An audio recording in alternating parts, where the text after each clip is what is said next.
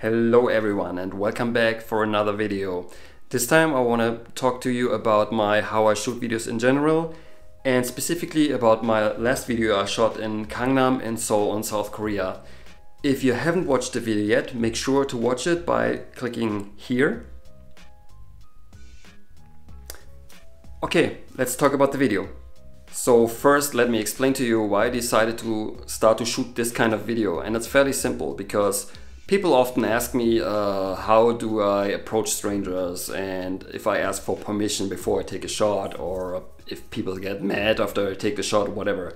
And I totally get it because just by looking at the picture you cannot tell what's going on, because just like this moment frozen in time, and people have no idea if that moment lasted like for a split second or maybe for a couple seconds, whatever. They have no idea. So usually I get it that you will ask about it, what's going on, and especially if you start out with street photography and you have no idea. So by watching these videos you can clearly see how I approach strangers and how I shoot my street photography. And you can also clearly see that nothing bad is happening when I go up to strangers and take my camera and hold it right in their faces. So at the same time, those videos are entertaining as well, and you can see some images, and maybe you can learn a little bit about street photography and maybe implement what you've learned the next time you go out and shoot. So now let's talk specifically about my last video I shot, the one in Gangnam in Seoul, and let me explain to you why I picked this area and what's the reason behind it. And the one reason is that in the Gangnam area there are lots of people. There are people everywhere. Anytime you go there, there are people. And I think another reason, and for me maybe the most important reason I picked a specific place, like this one crosswalk where I stood maybe for 30 minutes and observed people and took pictures, was because in wintertime when the sun is really low, the sunlight is reflected by two buildings, and this is casting like this really like almost surreal looking lighting on the face. It looks almost like a studio scene, and that's what I really like. It looks really dramatic and has a certain look to it. So that's the main reason. And of course the second reason was that there are lots of people. So in these examples you can clearly see what I'm talking about, and yeah, that's the look I was after, and that's the reason I went there. Unfortunately, this effect lasts only for like 20 to 30 minutes a day, and it's only happening when the sky is really clear and there's no cloud at all. So the sunlight has to be rather strong. So in my last video I got a question from a viewer, and Nicole asks, "Hi Robin, great video again, thank you. I also shoot with a Leica Q and I'm curious about your settings. Do you use center point focusing? And what about the aperture time settings? I had some issues with the autofocus recently and now I'm looking for the best settings for street photography." So Nicole, thank you for your question. On my Leica Q, and you can use these settings for almost any camera as long as the camera has like manual controls. That's very important. I usually use 1/1000th of a second just to make sure everything is frozen and there is no blur in my images. And I also use manual focus, no autofocus, because the action is so fast and autofocus usually cannot keep up. So I pre-focus, you might be able to see it, to 0.7 meters to 1 meter, and my aperture is at f11, so the depth of field is very wide. So and the reason I focus this close is because I want to get really close. I want to go in and like have the camera like in this distance, like less than 1 meter sometimes. And so at f11, like I said, I can be sure that everything is in focus most of the time. And for ISO setting, usually I use auto ISO. And the good thing about the Leica Q is you can use auto ISO, and even in manual mode you can use the exposure compensation, and this will have an effect on the ISO setting, and that's what I really like.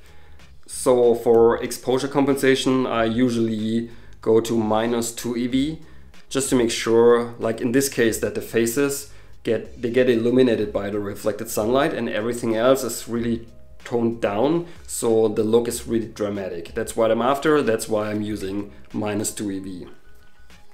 Other than that, I shoot RAW, of course. And sometimes if the action is really fast, I sometimes use burst mode just to make sure I get the right moment, because there's no way you have no control, because there's so many things going on, and to get like the perfect composition, it's really tough. So sometimes it's better if you have like 3-4 shots and you can pick the one you're after, and better than afterwards and you regret that you just took one and you missed maybe the perfect moment. So the advantage of my settings is that it's very easy. You just have to focus on getting the shot, framing the shot, and you don't have to deal with camera settings at all. And that makes it really easy. So usually I'm an advocate of shooting wide open, and I absolutely love blurred out background. But the problem is, if the action is happening so fast, like in this video, or when my subjects are moving and I'm moving, it's really hard to get like the focus plane there where you want it to be. So it's better to stop down, and it's better than being sorry afterwards when like every shot is out of focus. So that's why I use manual focus and f11 basically. So I got another question on my first video I uploaded, and user Tinkerbell asks, "Hi, thanks for the interesting video. Can you explain how the filter affects the focusing? I have recently started using a film rangefinder without filters, but I have been considering using filters for more contrast, etc." So in that video I used the Leica monochrome and a red filter, and the reason is the Leica monochrome is a black and white only camera, and to have an influence on how your black and white images turn out, you have to use a filter like this red filter. There are different kind of filters, but in this case I used the red filter, and the red filter will give you like brighter skin tones, and it will like the blue sky will get more dark, and in general you will get more contrast. And back in the days when people shot film, or even nowadays, sometimes people, when they shoot black and white, they use the red filters or a yellow filter or orange filter just to get a little bit more contrast and to have a certain effect. So when I started to use the red filter, I realized that a lot of my shots were out of focus, and I had no idea why. So I thought, okay, is it me? So what's going on? So I did some testing, and I focused with a lens, like in this case a 50mm wide open, and I focused on something like far away, and I checked focus afterwards with live view, and I realized, oh, it's out of focus. Okay, then I unscrewed the filter, I focused again, checked on live view, oh, it's in focus. So I thought, okay, the filter is the problem. Then I did some research and I looked it up on the internet, and I found out, yeah, the red filter is indeed or red filter, not just the red filter, like an orange filter or yellow filter, they have also like an effect on the focusing. And as far as I know, it depends on your lens as well. So some lenses, like the filters, will have like a bigger impact than on others.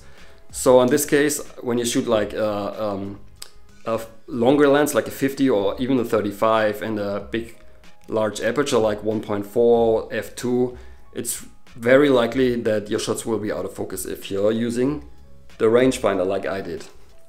The problem is less pronounced if you use a wider lens like a 24 or 21mm, because the depth of field is much wider, and this will compensate for the effect. Okay, Tinkerbell, I hope this will answer your question. If you have any further questions, just post them in the comment box below, and I will try to answer them as soon as possible.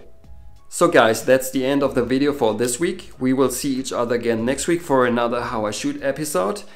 Until then, subscribe to my channel, leave a thumbs up if you feel like it, and yeah, follow me on Instagram. I'll post there photos almost every day. Until then, see you next week. Auf Wiedersehen.